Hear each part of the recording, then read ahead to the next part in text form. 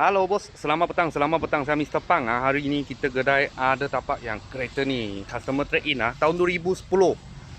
Proton Inspira 1.8 auto. Harga cuma jual 12,800. Boleh nampak dulu punya owner sudah tukar bumper lah, Mitsubishi punya. Lepas tu dia ada design sikit lah, dia punya molek. Okey.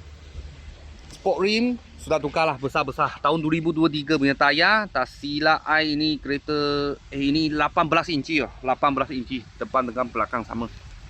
Okey, dalam macam ni. Kereta ni baru sampai, belum cuci, belum buat apa lah. Baru sampai. Kereta ni ada pedal shift. Kalau ES tak ada. ES tak ada. Okey, Android player memang ada function lagi. Memang ada function lagi dalam macam ni. Harga jual 12,800. 12,800. Okey. Belakang punya bumper tak cantik ah. Tak cantik.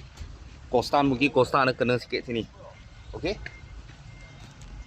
Kalau nak buat loan kereta ni memang boleh ya, boleh masuk kredit, kalau beri cash 12,800 saja.